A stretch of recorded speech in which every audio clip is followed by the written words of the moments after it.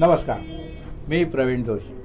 मंडळी, आज ज्येष्ठ शुद्ध द्वितीया शक 1946 सादर करीत आहोत ठाणे वार्ता. ठळक घडामोडी. ठाणे महानगरपालिका क्षेत्रातील गणेशोत्सव पर्यावरण पूरक असावा यासाठी महानगरपालिका प्रयत्नशील. ठाण्याच्या सिव्हिल रुग्णालयात मौखिक कर्करोगावर उपचार. आणि यंदा ठाण्यातील बाजारात पारंपरिक छत्री सोबतच रंग बदलणारी छत्री नव्याने दाखल. यंदा छत्र्यांच्या किमतीमध्ये 4 ते 5% वाढ.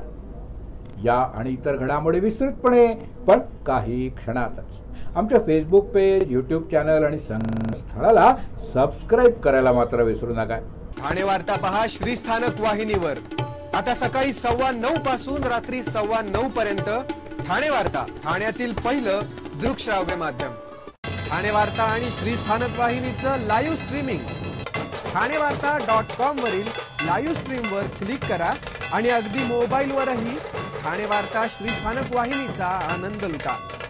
यासाठी आमचं ॲप डाउनलोड करा. ठाणे वार्ता पहा श्रीस्थानक वाहिनीवर. आता सकाळी 9:15 पासून रात्री 9:15 पर्यंत ठाणे वार्ता, ठाण्यातील पहिलं दृकश्राव्य माध्यम.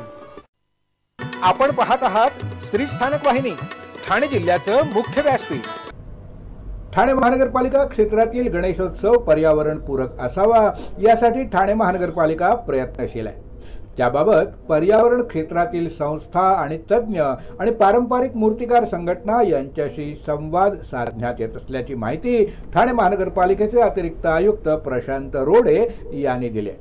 अतिरिक्त आयुक्त प्रशांत रोडे यांच्या दालनात या संदर्भात एक बैठक झाली. या बैठकीला स्वयंसेवी तर्फे रोहित जोशी, मूर्तिकार संघटनेचे प्रतिनिधी म्हणून मंगेश पंडित, मुख्य पर्यावरण अधिकारी मनीषा प्रधान, उपमुख्य पर्यावरण अधिकारी विद्या सावंत हे उपस्थित होते. या बैठकीमध्ये पर्यावरण स्नेही गणेशोत्सव 2024 साजरा करण्यासाठीची पूर्वतयारी आणि नागरिक विविध उपक्रमांवर चर्चा झाली. महानगरपालिका क्षेत्रातील शाळांमध्ये देखील प्लास्टर ऑफ पॅरिसच्या दुष्परिणामाविषयी माहिती देणारे कार्यक्रम आणि शाडू मातीच्या मूर्ती बनवण्यासाठी स्वयंसेवी संस्थांकडून कार्यशाळा आयोजित करण्यात येणार आहेत. पर्यावरणपूरक गणेश मूर्ती आणि सजावटीचं साहित्य यांचं भव्य प्रदर्शन आणि विक्री आयोजित करण्यात येणार आहे. पर्यावरणपूरक गणपती मूर्तीमुळे जनजागृती करता माहिती पत्रक, फलक आणि ध्वनिचित्रफिती यावर भर देण्यात येईल. नागरिकांनी पर्यावरणपूरक गणेशोत्सव साजरा करण्यासाठी पुढाकार घ्यावा असं आवाहन ठाणे महानगरपालिकेनं केलं आहे. पर्यावरणपूरक मूर्ती बनवून प्लास्टिक आणि इतर हानिकारक साहित्याचा वापर टाळून आपण सर्वांनी मिळून पर्यावरणाचं रक्षण करूया असं आवाहन महानगरपालिकेनं केलं आहे. या उपक्रमामध्ये सहभागी होण्यासाठी आणि अधिक माहितीसाठी कृपया ठाणे महानगरपालिका मुख्यालय पर्यावरण विभाग इथं संपर्क साधावा असं आवाहन महानगरपालिकेनं केलं आहे. मुख्यमंत्री एकनाथ शिंदे यांनी संसदेच्या सभागृहात काय खासदार म्हणून मारलेली हाक आपल्यासाठी अद्भुत आणि अविस्मरणीय क्षण होता अशा भावना नवनिर्वाचित खासदार नरेश म्हस्के यांनी व्यक्त केल्या. ठाण्याच्या आनंदनगर विभागात लहानाचा मोठा झालो, ठाण्याच्या ज्ञानसाधना कॉलेजमध्ये शिकलो, विद्यार्थी चळवळीत भाग घेतला, काम केलं. हा सगळा काळ संघर्षाचा होता. या संघर्षातूनच उभं राहण्याचं बळ वंदनीय शिवसेना प्रमुख बाळासाहेब ठाकरे, धर्मवीर आनंद दिघे या दोघांनी दिलं. माझ्यासाठी ज्यांचा शब्द प्रमाण असतो असे विद्यमान मुख्यमंत्री एकनाथ शिंदे साहेब माझ्या पाठीशी राहिले आणि सामान्य कुटुंबातला संघर्ष करणारा नरेश म्हस्के नावाचा कार्यकर्ता खासदार झाला. संसदेच्या संयुक्त सभागृहात खासदार म्हणून बसलो. तिसऱ्यांदा पंतप्रधानपदी विराजमान होणाऱ्या विश्वविक्रमी नेते म्हणून प्रसिद्ध असलेल्या पंतप्रधान नरेंद्र मोदी यांना पाहिलं. त्यावेळी संघर्षाचा मोठा एक पट माझ्या डोळ्यासमोरून तरळून गेला आणि तो अत्यंत भावुक करणारा क्षण होता. हे सार ज्यांच्यामुळे शक्य झालं ते मुख्यमंत्री एकनाथ शिंदे जेव्हा सभागृहात आले आणि त्यांनी मला काय खासदार अशी जी हाक मारली, तो क्षण अतीव आनंदाचा होता. त्यांची ती हाक माझ्यावर असलेल्या जबाबदारीची जाणीव करून देणारी होती. हा क्षणच माझ्यासाठी अद्भुत आणि अविस्मरणीय होता अशा भावना नवनिर्वाचित खासदार नरेश म्हस्के यांनी व्यक्त केल्या. जिल्ह्यात मागील काही दिवसापासून दररोज काही ठिकाणी जोरदार पाऊस हजेरी लावतोय। यामुळे उकाड्यापासून नागरिकांना काहीसा दिलासा मिळाला असला तरी आज सकाळच्या सुमारास ढगांच्या गडगडाटात आणि विजांच्या कडकडाटासह जोरदार पाऊस झाला। अवघ्या काही मिनिटातच शहरामध्ये झालेल्या पावसामुळे रस्त्यावर पाणी साचलं होतं। मान्सून अद्याप सक्रिय झाला नसला तरी शहर आणि जिल्ह्यामध्ये मात्र अचानक जोरदार पाऊस झालाय। यापुढील घडामोडी एका छोट्याशा ब्रेक नंतर। कुठे जाऊ नका, आम्ही लगेचच परत येतोय। पाहत रहा फक्त ठाणे वार्ता। सर्व नागरिकांना आवाहन करण्यात येत आहे की सध्या डासांमार्फत पसरणाऱ्या डेंग्यू या आजाराचा प्रसार रोखण्यासाठी प्रत्येकाने पुढील प्रमाणे कार्यवाही करावी। डेंग्यू आजार एडिस इजिप्ती हा डास चावल्याने होतो। या डासांची पैदास साचलेल्या किंवा साचवलेल्या स्वच्छ पाण्यामध्ये होते। 8 दिवसांपेक्षा जास्त दिवस पाणी उघडे व साचून राहिल्यास त्यात डास अंडी घालतात। अंड्यांच्या अळ्या तयार होऊन पुढे डास तयार होतात। यासाठी आपल्या घरातील पाणी साठे उदाहरणार्थ बॅरल्स, पिंपे, टाक्या, हौद, रांजणे इत्यादी दर आठवड्याला रिकामे करून घासून पुसून कोरडे करून पुन्हा भरावे। 1 दिवस कोरडा दिवस म्हणून पाळावा। पाणी साठ्यांना घट्ट झाकणे बसवावीत किंवा जुनी साडी, चादर, धोतर यांनी बांधून झाकून ठेवावीत, म्हणजे डास त्यात जाऊन अंडी घालणार नाहीत। घराच्या गच्चीवर, आजूबाजूला, अंगणात कोठेही पाणी साचू देऊ नये। भंगार सामान उघड्यावर टाकू नये, उदाहरणार्थ टायर्स, प्लास्टिक सामान, कुंड्या, टाकाऊ वस्तू इत्यादी। अशा सामानात पावसाचे पाणी साठून त्यात डेंग्यूच्या डासांची पैदास होते। घरातील कूलर्स, फ्रीजच्या पाठीमागील ट्रे हे देखील वेळोवेळी कोरडे करावेत। लक्षात ठेवा, नुसत्या फवारणीने डास घनता कमी होत नाही, तर त्यासाठी डास पैदास ठिकाणे नष्ट करणे ही आपल्या सर्वांची जबाबदारी आहे। कोणताही ताप अंगावर न काढता जवळच्या शासकीय रुग्णालयात मोफत औषधोपचार घ्या। अशा प्रकारे नागरिकांनी सहकार्य केल्यास डेंग्यूचा प्रसार रोखणे सहज शक्य आहे। ब्रेक नंतर आपलं पुन्हा एकदा स्वागत।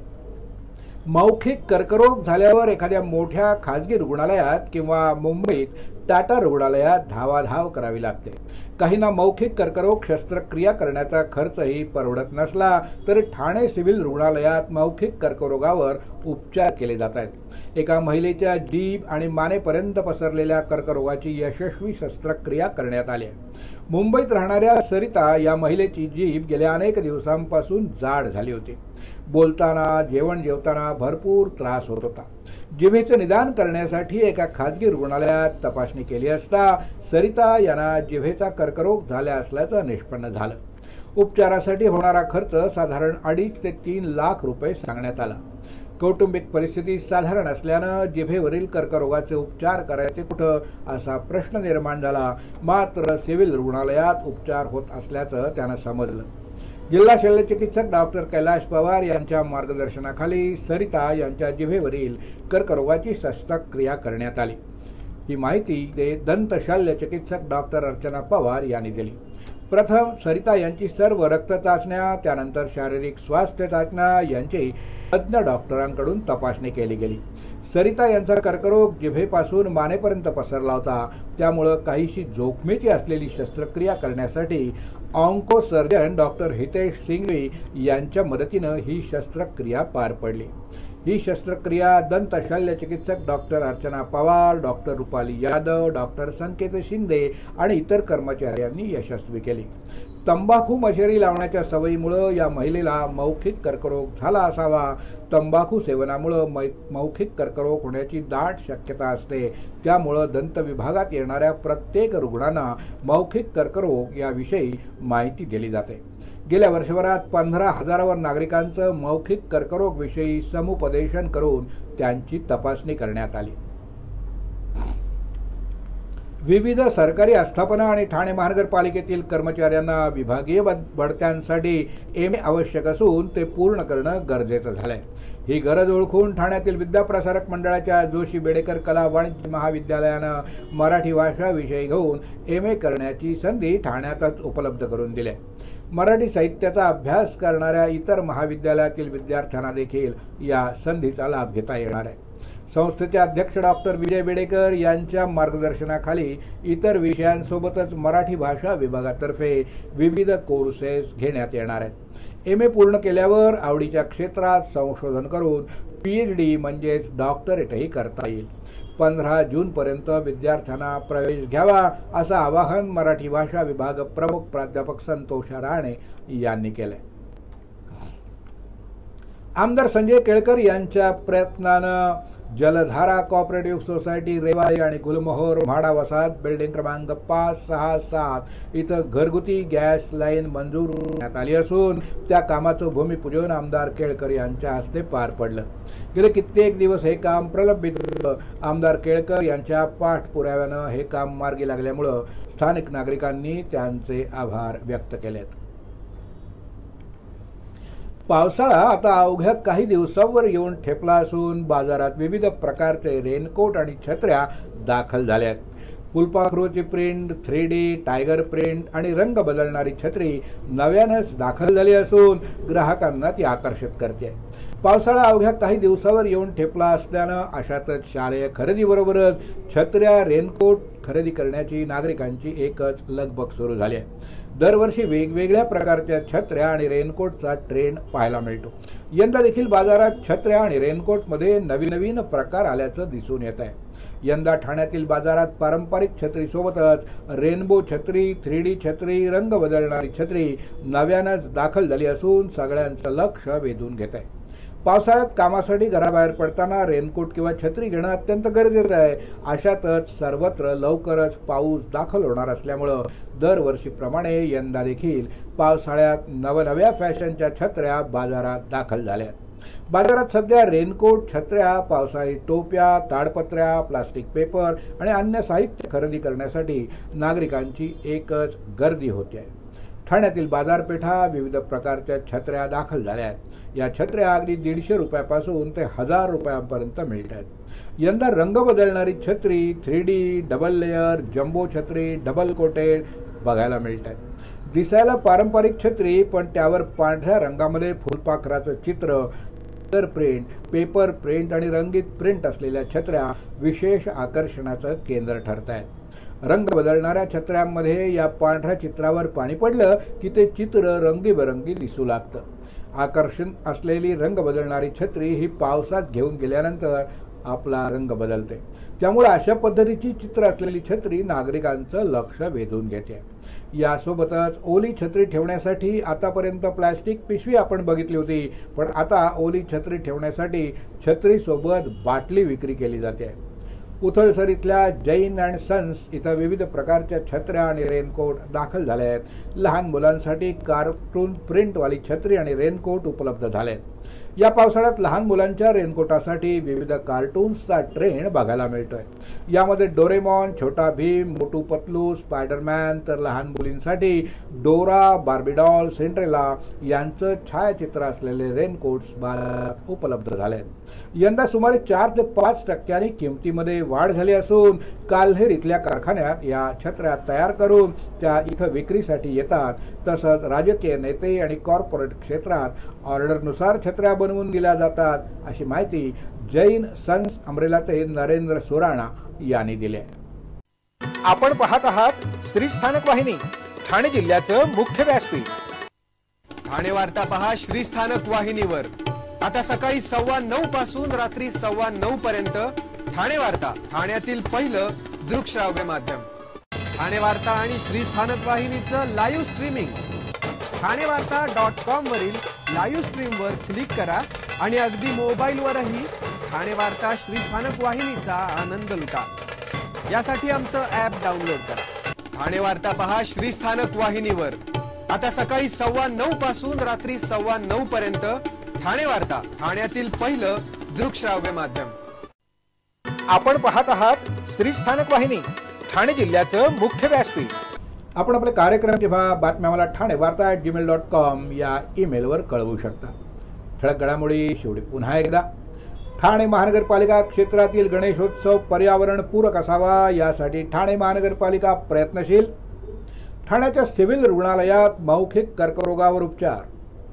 आणि यंदा ठाण्यातील बाजारात पारंपरिक छत्रीसोबतच रंग बदलणारी छत्री नव्याने दाखल. यंदा छत्र्यांच्या किमतीमध्ये 4 ते 5% वाढ. या होत्या ठाणे वार्ता. आपली एखादी बातमी बघायची राहून गेली असेल तर आपण आमच्या ठाणेवार्ता.in या संकेतस्थळाला किंवा फेसबुक पेज तसंच यूट्यूब चॅनेलला अवश्य भेट द्या. तर मग पुन्हा भेटूया पुढल्या बातमीपत्रात, फक्त श्री स्थानक वाहिनीवर. धन्यवाद.